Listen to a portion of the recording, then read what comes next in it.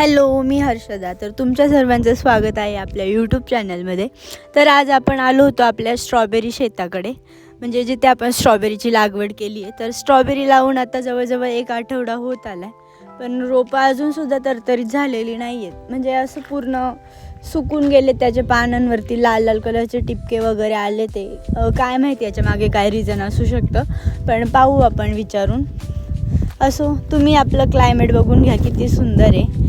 एकदम कोवळं ऊन पडलेलं आहे, थंडगार वारासुद्धा येतो आहे, जाम भारी वातावरण आहे. मी ना तुम्हाला जरा स्ट्रॉबेरीची रोपं दाखवते. स्ट्रॉबेरी यायला अजून खूप टाईम आहे.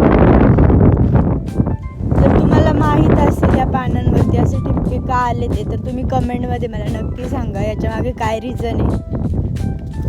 ही आपण मिरचीची रोपं आणली, ही सुद्धा आता आपण लावणार आहे. स्ट्रॉबेरीमध्ये आपण आहे ना मिरचीच्या रोपांव्यतिरिक्त दुसरं काही लावू नाही शकत, कारण त्याच्यामुळे म्हणजे टॉमॅटो लावले किंवा मका वगैरे लावली तर त्याच्यावर किडे होण्याची भरपूर जास्त शक्यता असते. त्याच्यामुळे स्ट्रॉबेरीच्या शेतामध्ये दुसरे कोणते रोपं नाही लावत.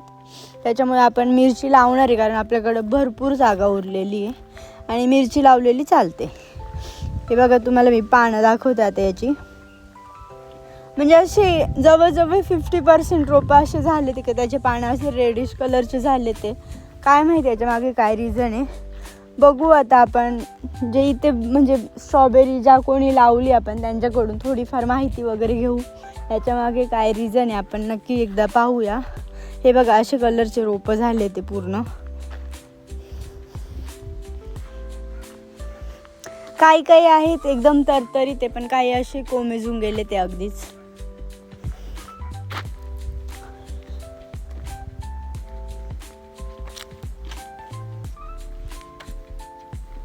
चला, तर आता मी जाणार आहे इथून भीमाशंकरला. Bye bye.